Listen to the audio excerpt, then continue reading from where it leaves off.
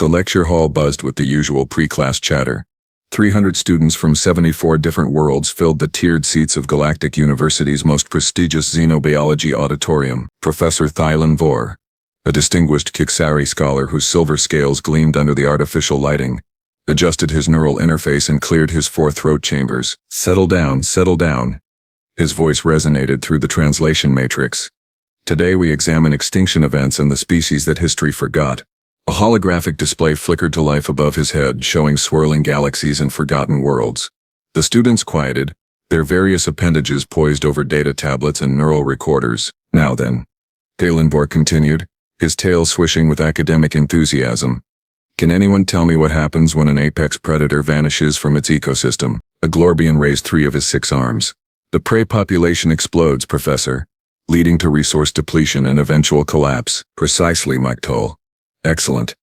The professor nodded approvingly, which brings us to today's primary subject, the deadliest species in known galactic history. The room fell silent.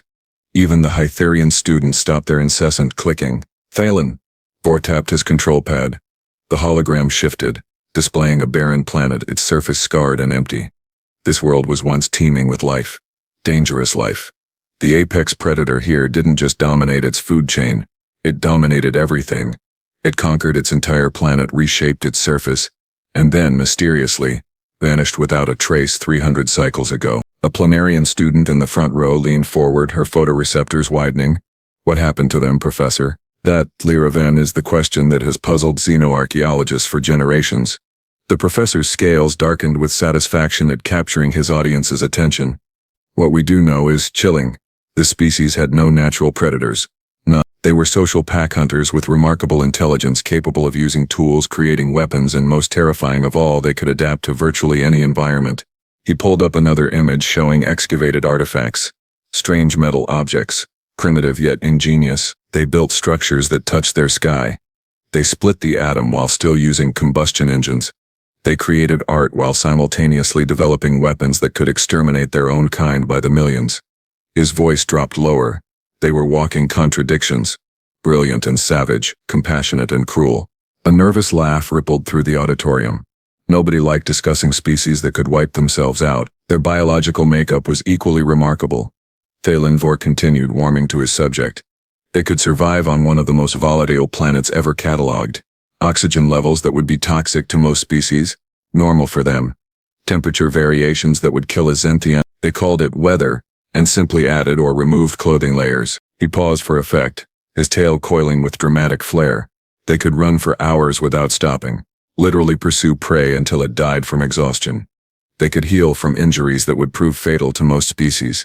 They could eat almost anything, digest foods that other species would classify as poison, and their immune system. He whistled, a sound like wind through crystals. Absolutely remarkable. They survived plagues that killed 90% of their population and came back stronger. One of the Voltorian students raised a tentacle nervously. "Professor, if they were so powerful, how did they vanish?" Thalen-Vor's eyes glittered. "The prevailing theory is that they destroyed themselves. War, probably, or perhaps environmental collapse from their relentless consumption of resources. We found evidence of massive weapon stockpiles. Enough destructive power to render their world uninhabitable 100 times over." He pulled up images of ruins, crumbling structures overtaken by vegetation that had reclaimed the abandoned cities. Their world sat in what they called the Goldilocks zone. Not too hot, not too cold, perfect for carbon-based life. Water covered 70% of the surface. It should have been a paradise. His scales rippled in what might have been sadness. Instead, they turned it into a graveyard. The hologram zoomed out, showing the planet from space, a blue and green marble suspended in darkness. "We've kept this planet quarantined for 3 centuries.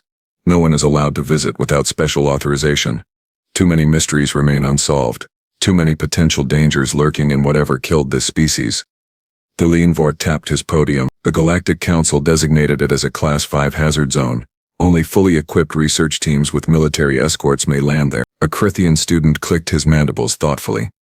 "What was this species called, Professor?" "Ah, yes, their name." The professor's expression shifted to something like reverence mixed with fear. "They called themselves many things in their various languages, but the most common term was human. And their world." He gestured at the hologram. "They named it Earth." The word hung in the air like a curse. Earth. Several students repeated in whispers, testing the strange syllables. Now, Thalen-Vor said, moving to his next slide. Let's discuss the archaeological evidence we've recovered and what it tells us about human psychology and culture. I must warn you. Some of these findings are disturbing. These creatures played games where they pretended to murder each other for entertainment. They created something called horror movies where they paid to be frightened. They jumped out of perfectly functional aircraft for fun, calling it skydiving. A hand went up in the back of the auditorium. Thalen-Vor paused mid-sentence, his eye stalks swiveling to locate the interruption. Yes? Question. The hand belonged to a student he didn't recognize. Small by galactic standards, bilateral symmetry, standing roughly 1.7 meters tall.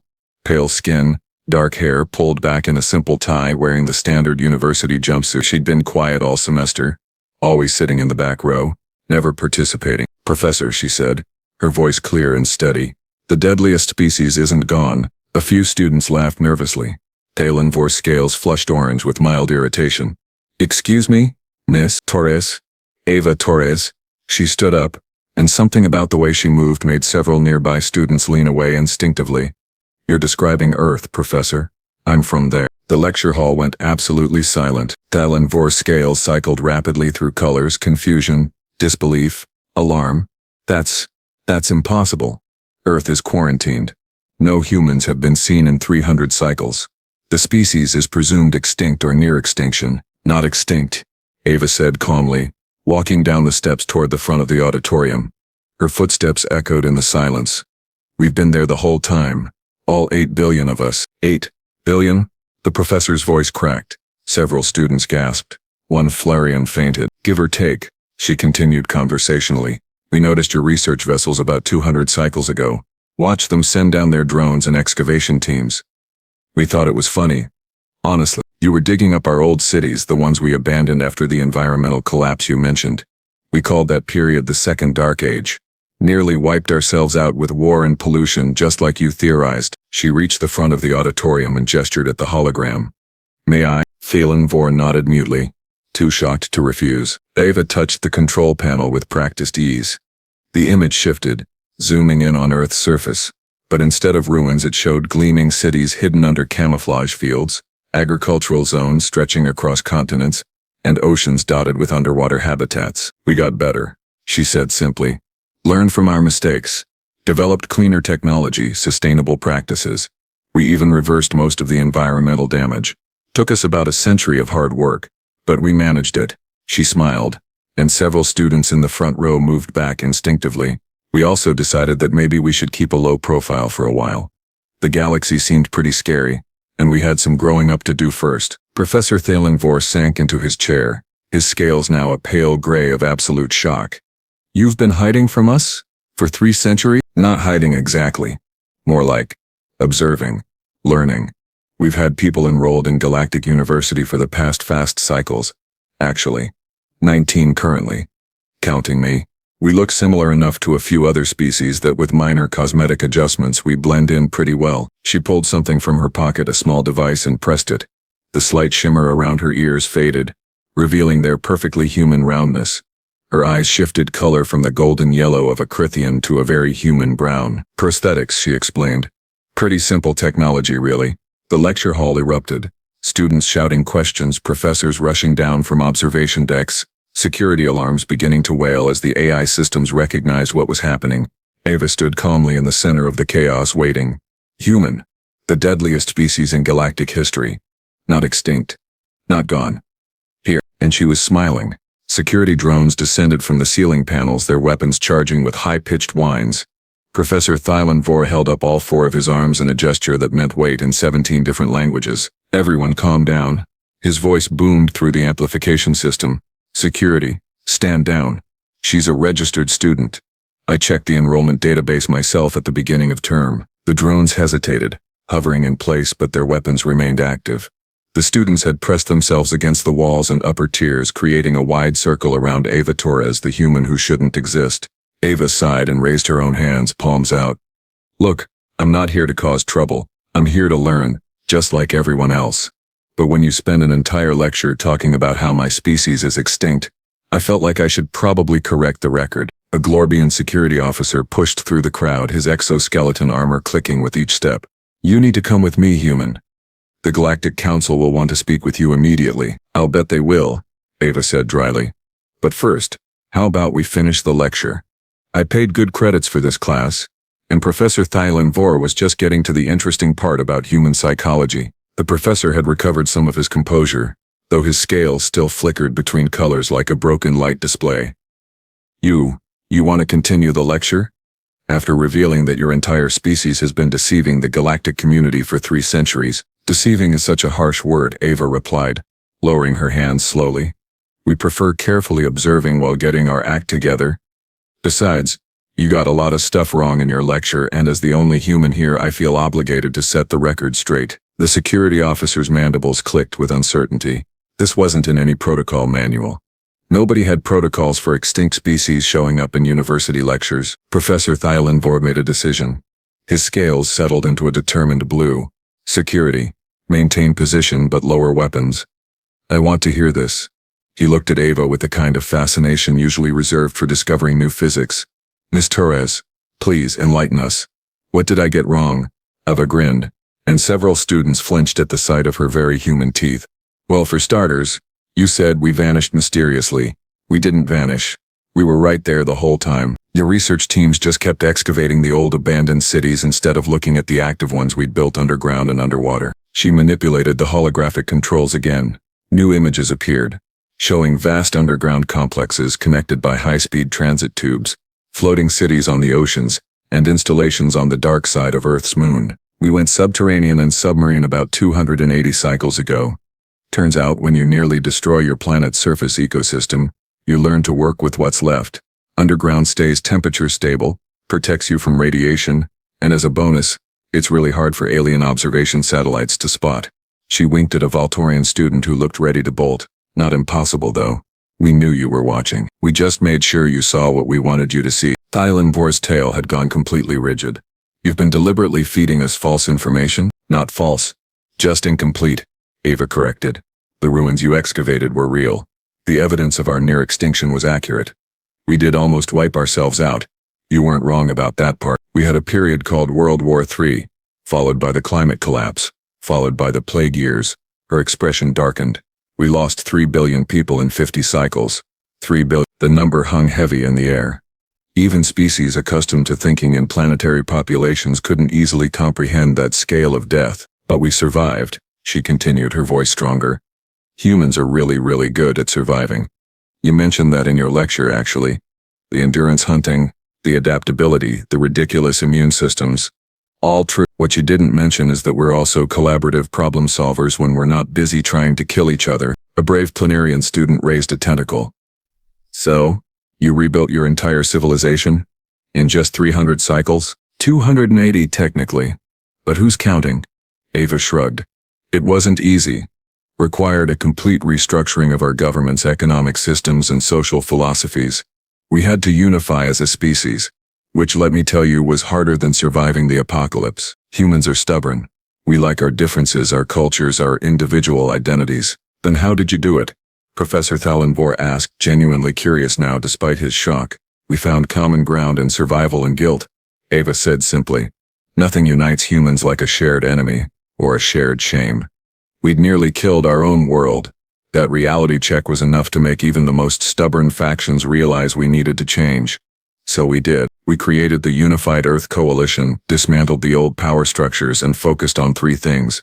Heal the planet, advance technology sustainably, and prepare for first contact with galactic civilization." She pulled up another hologram showing sleek spacecraft in orbital shipyards. "We've been building a fleet for the past 100 cycles. Nothing aggressive, just enough to defend ourselves if needed. We learned from history that showing up weak and unprepared is a good way to get conquered or exploited." The security officer stepped closer, his weapon still lowered but ready. "You're telling us that Earth has a military fleet? A species the Galactic Council believes to be extinct has been building warships in secret." "Defense vessels," Ava corrected, firmly. "There's a difference. We're not interested in conquest. In there, done that, nearly destroyed ourselves over it. But we're also not naive. We've been monitoring galactic communications for decades. We know about the Corvin expansion wars, the Zethian purge, the hegemony's tendency to assimilate developing species. We decided we'd rather introduce ourselves when we were ready, on our terms as equals. Thalen-Vor's scales cycled through a rainbow of emotions. This will cause a political crisis of unprecedented magnitude. The council will demand explanations, reparations, submit to inspections and regulations, which is exactly why we waited, Ava interrupted. We watched how the council treats newly discovered species. The regulations, the restrictions, the protection that's really just control. We saw what happened to the Keltharians when they were discovered. Restricted technology, forced integration, loss of autonomy. No thanks. She crossed her arms. A very human gesture of defiance. We're not asking for permission to exist, Professor. We're informing you that we do exist, that we've always existed, and that we're ready to join galactic society as full partners, not as supervised children, or conquered territory. A Hytherian student clicked nervously. But the quarantine. Earth is a Class 5 hazard zone. How did you even leave your planet to enroll here? Ava's smile turned mischievous. You'd be amazed what you can accomplish with stolen access codes and forged documentation. Humans are excellent at hacking systems, by the way. Another skill you didn't mention in your lecture, Professor. We've been digital natives for over 400 cycles. Your security protocols are good, but they're not human-proof. The security officer's weapon came back up. You're admitting to multiple violations of galactic law. I'm admitting that we took the necessary steps to learn about the galaxy before revealing ourselves, Ava replied calmly. And before you think about arresting me, you should know that this conversation is being broadcast live to Earth. Right now, approximately 2 billion humans are watching this. The other 6 billion will have seen the recording within the hour. You can arrest me, but you can't stop what's already been set in motion. Professor Thalen-Vor made a choking sound. You're broadcasting this through a quantum encrypted relay that your security systems didn't detect. Yes. She tapped her temple. Neural implant. Standard tech for most humans now. We've been connected to a global information network for a long time. Made it pretty easy to coordinate this reveal. She turned to address the entire auditorium, looking at each species represented. I know you're scared. You've been told that humans are the deadliest species in galactic history. You've been taught that we nearly destroyed ourselves through violence and stupidity. And you know what? You're not entirely wrong. We are dangerous. We did nearly destroy ourselves, but we learned. We grew. We changed. Her voice softened, became more earnest. We're not the monsters you excavated from our ruins. We're the people who survived those monsters, who looked at what we'd done to our world and to each other, and decided to be better. We're the species that clawed its way back from the brink of extinction through sheer determination and cooperation. She pointed at the hologram of Earth. That planet up there, it's a garden now. We restored forests, cleaned oceans, brought back species we'd driven to extinction through genetic archives. We built cities that work with nature instead of destroying it. We created fusion reactors that don't produce waste, agricultural systems that feed everyone, medical technology that's eliminated most diseases. We did all that in less than 300 cycles, starting from literal rubble. A long silence followed. Then surprisingly, it was Professor Thalen-Vor who began to applaud. A slow rhythmic clicking of his claws. One by one, other students joined in, the sound building into a cacophony of different species' expressions of appreciation. Ava looked genuinely surprised. You're clapping? Miss Torres, the professor said, his scales now a warm amber. You've just delivered the most important lecture in the history of this university. And you've proven something I've long suspected. The deadliest species isn't the one with the strongest weapons, or the most aggressive instincts. It's the one that refuses to give up, that learns from its mistakes, and that has the courage to change. The security officer lowered his weapon completely. I still need to report this to the council. We expected that, Ava said. In fact, we're counting on it. The Unified Earth Coalition has prepared a formal first contact proposal. We're ready to negotiate our entry into galactic society as full members, not probationary or restricted status. We have technology to trade, resources to share, and perspectives that come from surviving what we survived. She looked around the auditorium at the assembled species, her expression serious. We're not asking you to forget what we were. We're asking you to recognize what we've become. Humans are survivors, adapters, and yes, fighters when necessary. But we're also dreamers, builders, and learners. We nearly died learning our lessons, but we learned them well. Thalen-Vor nodded slowly. What happens now? Now? Ava grinned again. Now we finish the semester. I've got 3 more classes today, and I'm not dropping out when I'm this close to getting my xenobiology degree. Then I suppose we see how the council reacts to finding out that the deadliest species in galactic history has been living next door the entire time. She walked back up the steps to her seat in the back row, every eye in the auditorium following her. As she sat down, she called out cheerfully, "So, Professor, you were saying something about human psychology and horror movies. I can explain those if you want, though fair warning, the truth is weirder than you think." Despite everything, despite the political earthquake that was about to shake the galactic community, Professor Thalen-Vor found himself laughing, a burbling sound like water over stones. "Miss Torres," he said, pulling up his next slide, "I think we're all going to need a lot of explanations. Class, settle in. We're going to be here a while." And so the lecture continued, now with a very different perspective. The deadliest species wasn't gone. They'd been here all along, waiting, learning, preparing. And now, finally, humanity was ready to say hello to the galaxy on their own terms. In the back row, Ava Torres took notes. Just another student in a xenobiology class. Except now, everyone knew the truth. The monsters from Earth weren't monsters at all. They were survivors. And survival, as it turned out, was the most human trait of all.